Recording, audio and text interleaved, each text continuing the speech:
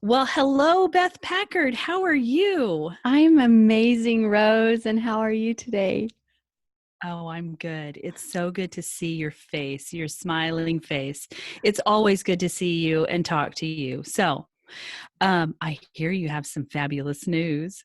Oh, I do. It is getting so Okay. close. I've got my very first book that God has put on my heart to write. Oh my It is about to gosh, be that's so published. exciting.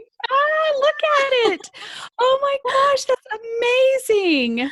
I am Yes, so excited for you. So excited. this So has been, let's talk about it. yeah, it's been quite an adventure for sure. So, how long have you been in the process of writing this book?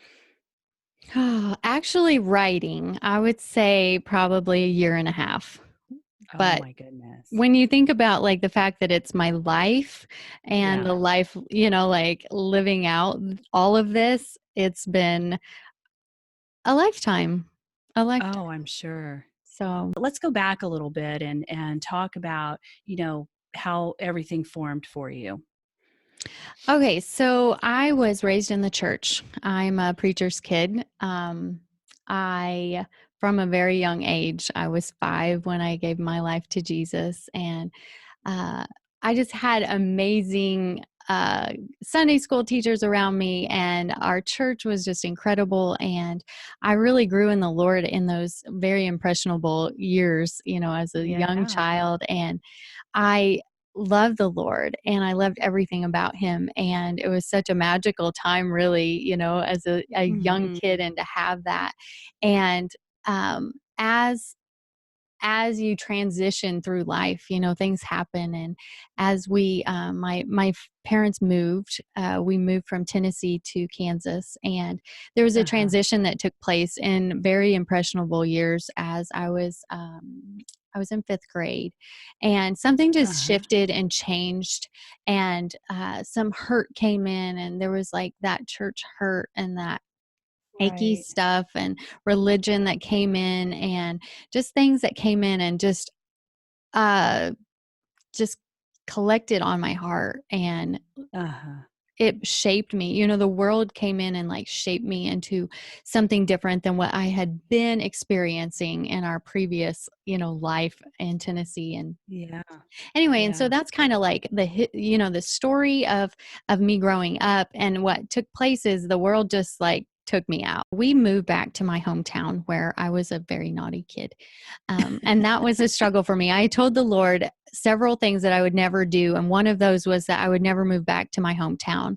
And he got me to a place where I was saying yes to anything. Like I was just like, God, I'll go anywhere and I'll do anything and I'll serve you anywhere. And he was like, really? Like I believe Anywhere. it was a Anywhere? test. Yeah. And Yeah. he's like, even your hometown, like, will you go there? And without even thinking about it.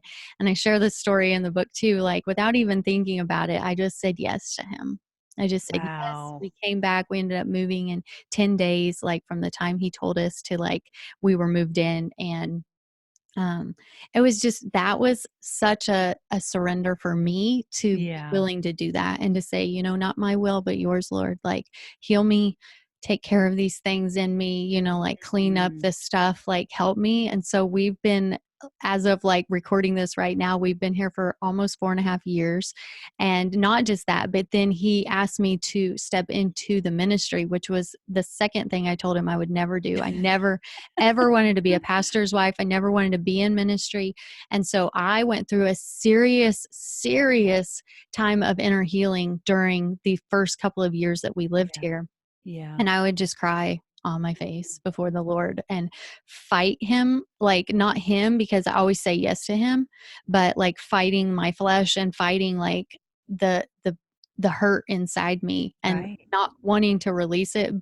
I don't know why. I don't know why we try to hold on to that stuff, but so this is my journey. It's just my journey of letting that stuff go and being healed through that. So tell me about um your process with that. I mean, not that you have to go into any great detail about it, but your process of getting your heart healed, because I know that had probably a big play in getting your book written even. Absolutely. I think you had asked me previously, like, what was the biggest challenge in writing? And that was it. Like, there were things I, you know, 2.5 years ago, I went to a writing conference and the Lord was putting this on my heart. At that time, He had given me the title. I had no idea it was the title to a book I was going to write. Yeah. Um, but I wasn't there yet. I was not able to write some of the things that I have since written. And it's been such a process. Like, I know, like, even just up to this last summer, there was a situation that I had to deal with, that He had called me to deal with, something that I had, I didn't know how to handle it. And so I had just kind of like pulled away from this situation and not dealt with it. And He said, you have to deal with this. Like, you have to go and you have to shut these things and, like, just deal with it. And I felt like when I did that, and it was a hard thing, it was Mhm. a big Yes. deal to do. And when I did that, I felt like it was like, okay, I can finish the book now. In Romans 8:28, he talks about, I will turn this around for your good, for my Yep. good, for your good, because he wants to partner with us. And then he uses it to help us, with an upgrade. We get an upgrade, we get promoted. Always. We I mean, it's always get an crazy. upgrade. Yes, it's amazing. And it's like the enemy tricks us with trying to think that, no, this is not going to be good. Yeah, But actually, if we can, like overcome it, hop over it that's right. and overcome it, it's amazing what's on the other side of Goliath. Yes. So Right. we got to look past Goliath. And so I love the fact that you are willing and brave and courageous enough to say, you know what? Okay, I'm going to do this. What do you have to lose? And then just maybe, you'll write a book about it, right? Right? I just think that, especially in this book, like, I felt like God wanted me to make it something that was simple. It's very simple. I've a couple of friends that have read the full thing have said, "Wow, Beth, this was just like sitting down and having a conversation with you. Like, Yeah.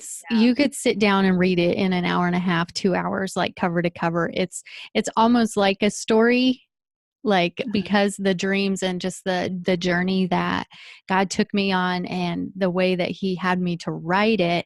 And then Yeah. there's like your action steps and things to help people to really understand like what it looks like. And it's not that it's easy, but it's just a decision we make. It's not really a feeling, it's just a decision. Yes, Lord, I'm Right. going to surrender this to you. Well, so I guess more to come, right?